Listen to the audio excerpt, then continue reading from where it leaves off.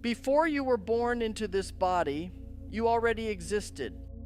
I want to begin here because this is the part that so many people struggle with. You have been taught to believe that life begins at birth, that consciousness is created by the brain, and that when the body stops functioning, everything simply ends. But through my work, through thousands upon thousands of hypnosis sessions conducted over decades, I discovered that this is not how reality works at all. You were not created the moment you took your first breath. You were not new. You were not blank. You were already a consciousness, a soul, an awareness that existed long before you entered this lifetime. When I worked with people in deep hypnosis, taking them beyond childhood memories and even beyond past lives, many of them described the same thing without ever having spoken to one another. They described existing in a state of awareness that had no body, no pain, no fear, and no limitation. A state where they understood who they were completely. This is who you were before you were born. You were not human yet. You were consciousness itself. In that state, there was clarity. There was memory. There was understanding. Souls knew where they had come from, what they had experienced before, and what they still wished to learn. They did not see themselves as broken or incomplete. They saw themselves as eternal. And from that place, they made a choice. Earth is not a random destination. It is not a punishment, and it is not a place souls stumble into by accident. Earth is one of the most difficult learning environments a soul can enter. Many souls do not want to come here at all. Those who do come understand that it will be challenging. They understand that emotions will feel overwhelming, that fear will feel real, that separation will feel painful, and that forgetting will be part of the experience. But before the forgetting, there is knowing. Before the confusion, there is clarity. Before incarnation, souls are fully aware that they are eternal. They understand that no experience can truly destroy them. They understand that even suffering has meaning when viewed from a higher level. This is why so many people, when accessing these states through hypnosis, describe a sense of calm and confidence before entering the body. They knew it would be difficult, but they also knew they could handle it. You were not forced into this life. That may be difficult to accept, especially if your life has been filled with pain, struggle, or loss. But from the soul's perspective, difficulty does not mean failure. Difficulty means opportunity for growth. Before you were born, you did not identify as your name, your gender, your family, or your circumstances. You identified as awareness, as energy, as a being that had lived before and would live again. And from that place, you chose to enter this lifetime. You chose this body. You chose this era. You chose Earth at this particular time. Souls often explain that Earth was unique because of its density, because emotions are so intense here, because the illusion feels so real, and because growth can happen very quickly when the conditions are right. From the soul's perspective, a single human lifetime can produce more growth than many lifetimes elsewhere. That is why Earth is often described as a school. Not a school in the sense of punishment, but a school in the sense of experience. Lessons are not taught through books, but through living, through relationships, through choice, through consequence. And before entering this school, souls understood exactly what they were doing. They knew they would forget. They knew they would feel lost at times. They knew they would question their own worth, their purpose, and even their sanity. But they also knew that forgetting was part of the design. Because if you remembered everything, the experience would not be real. If you remembered that you were eternal, fear would lose its grip. If you remembered that you had lived many lives before, loss would not carry the same weight. If you remembered the full truth of who you are, the lessons would not land in the same way.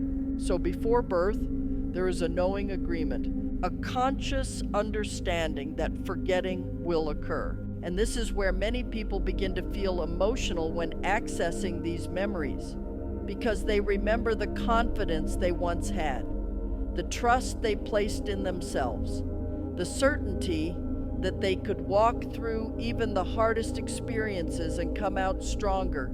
You trusted yourself, you trusted your soul, and you trusted that even if you forgot who you were, you would find your way back. This is why even now, something inside you feels familiar. Even now, something inside you recognizes these words. Even now, there is a quiet knowing that you are more than this body, more than this role, more than this lifetime. That knowing did not disappear. It simply went dormant. You existed before this life. You chose to be here. And the fact that you are questioning who you are means that your soul is already remembering. Before a soul enters a physical body, there is preparation. This was one of the most consistent discoveries that emerged from my work. No matter the person, no matter their background, beliefs, or culture, when individuals were taken into deep hypnosis and guided beyond this lifetime, many of them described the same process. They spoke of planning, of reviewing, of choosing. Nothing about incarnation was rushed. Nothing was careless. Souls do not simply fall into bodies. Before birth, the soul exists in a state of expanded awareness. In this state, there is no fear, no judgment, and no emotional confusion. Souls are able to see clearly. They are able to review previous lifetimes and understand what was learned and what was left unfinished. Many described gathering in what they called a meeting place. Some called it a council. Others described it as a room, a space, or an energetic environment. The description varied, but the function was the same. This was where planning occurred. Souls would review their past experiences. They would examine patterns that repeated across lifetimes, emotional reactions, attachments, fears, strengths, and tendencies were all considered. Nothing was hidden, nothing was denied. In this state, the soul was honest with itself. The purpose was not punishment. The purpose was growth. From there, souls would choose the circumstances most likely to help them evolve. This is one of the hardest concepts for people to accept, because from a human perspective, many circumstances appear unfair or cruel. But from the soul's perspective, challenge is not something to avoid. It is something to use. Souls often chose their families. They chose parents who would trigger certain emotional responses, parents who would provide support or resistance, sometimes both. They chose siblings, environments, cultures, and time periods. And yes, sometimes they chose difficult lives. This does not mean they wanted to suffer. It means they understood that certain lessons could only be learned through contrast. Compassion cannot be fully understood without pain. Strength cannot be developed without resistance. Forgiveness cannot exist without hurt. Souls also planned encounters with other souls. This is where soul agreements come into play. Many of the people you meet in your life were known to you before you were born. Some of them agreed to play supportive roles. Others agreed to challenge you. Some agreed to love you. Others agreed to leave. These agreements were not emotional in the way humans understand emotion. They were practical, purposeful, clear. A soul might agree to be a parent, a partner, a friend, or even an adversary. Not because they wanted to cause harm, but because they understood the role was necessary for growth. This is why certain relationships feel intense from the very beginning. This understanding existed before memory. During these planning sessions, the soul also reviewed timing. Not every lifetime occurs at the same level of importance. Some lifetimes are quieter, others are pivotal. Souls understood when they were entering a period of accelerated learning. Many souls currently on Earth knew before birth that this lifetime would be significant. They knew the planet was undergoing major changes. They knew systems would be challenged. They knew uncertainty would be widespread, and they chose to come anyway. This is why so many people feel that something important is happening, even if they cannot explain it logically. Before birth, souls also understood that once they entered the body, memory understanding would fade. The veil of forgetting was explained. Souls were told that they would not remember these planning sessions consciously. They would not remember their true nature fully. They would not remember their agreements clearly. But they accepted this, because forgetting was part of the immersion. Earth was not meant to be observed. It was meant to be experienced. Souls understood that if they retained full memory, the experience would not carry the same weight. Pain would not feel real. Fear would not teach. Choice would not matter. So the agreement to forget was not imposed. It was accepted. During these planning stages, souls often expressed excitement, not fear. They knew they were eternal. They knew no experience could truly end them. From that perspective, a human lifetime was brief. Intense, yes, but brief. Many souls described the moment before entering the body as a point of hesitation, not because they were unsure, but because they understood how real it would feel once they crossed over. Once in the body, memory would close, emotion would flood in, and the soul would temporarily forget its vastness.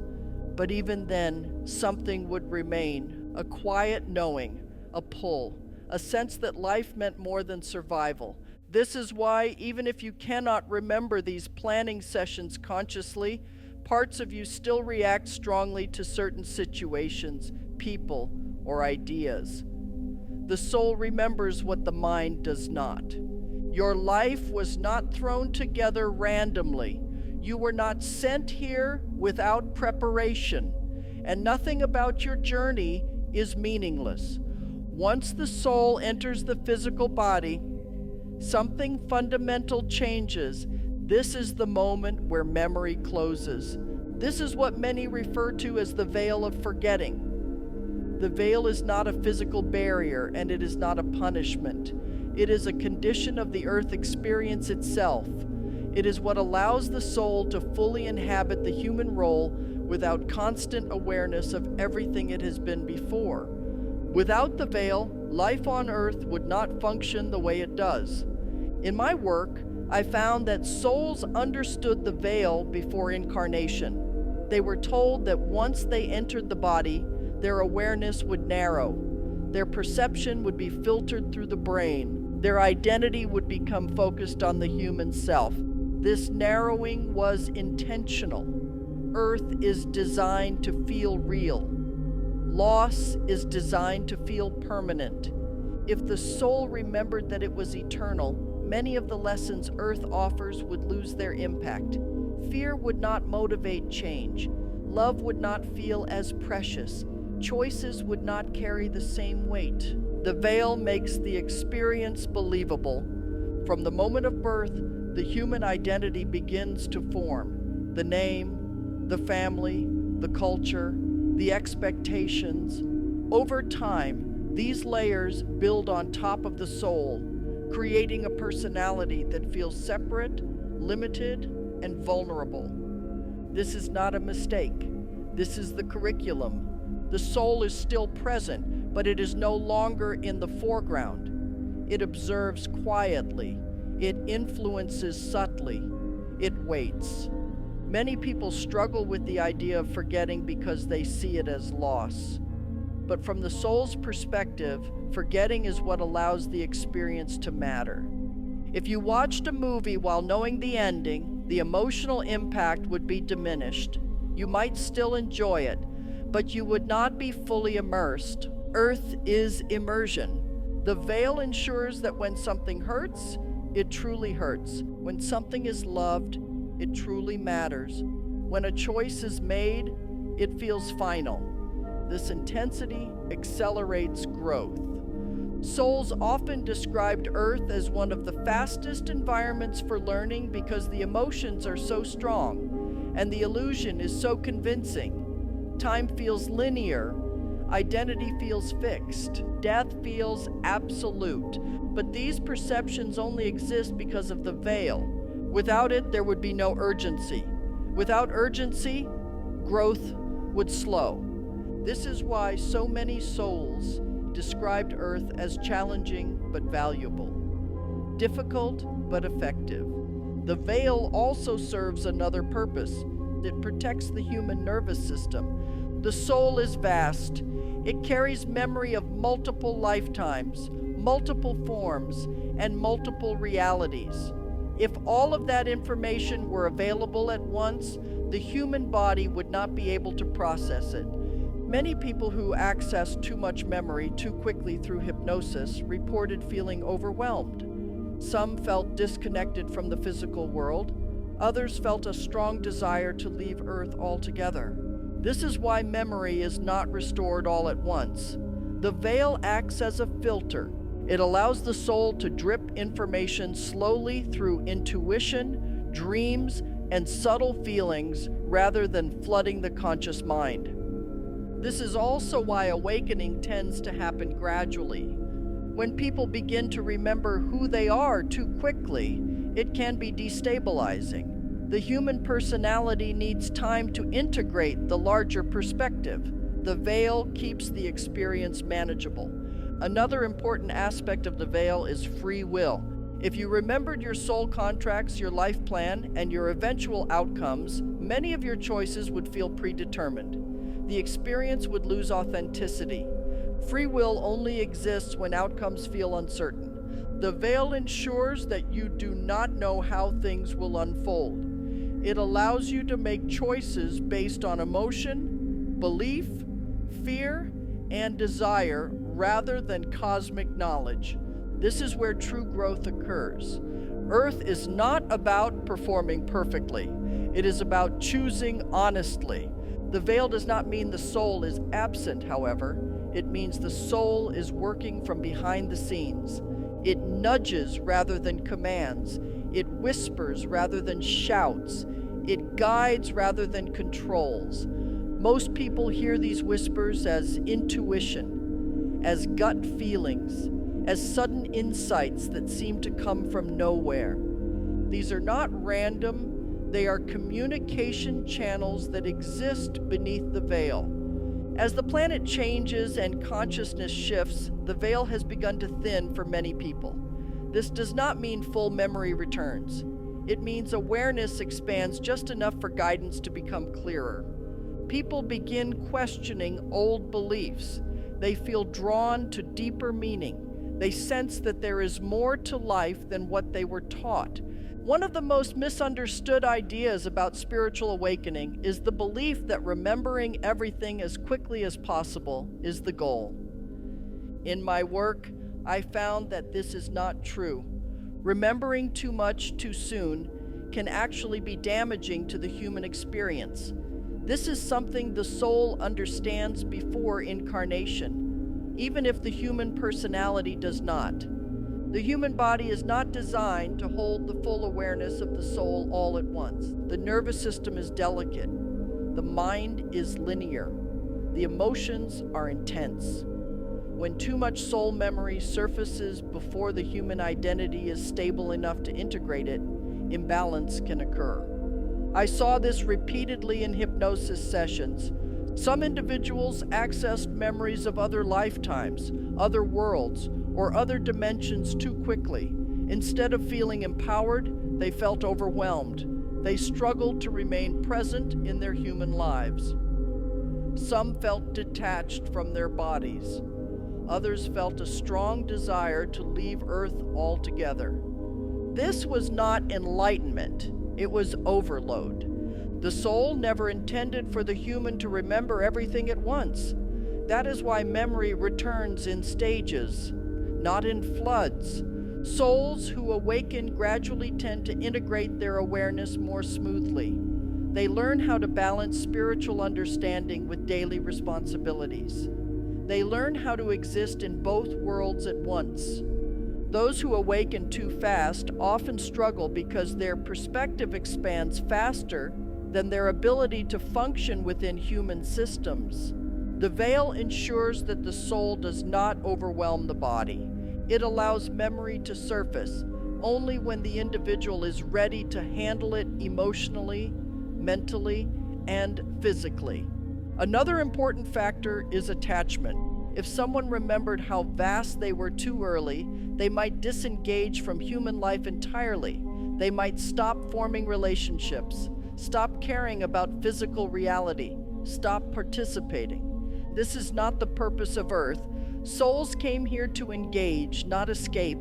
They came to learn how to love within boundaries, how to choose within uncertainty, and how to create meaning within impermanence. Remembering too much too soon pulls the soul away from the classroom before the lesson is complete.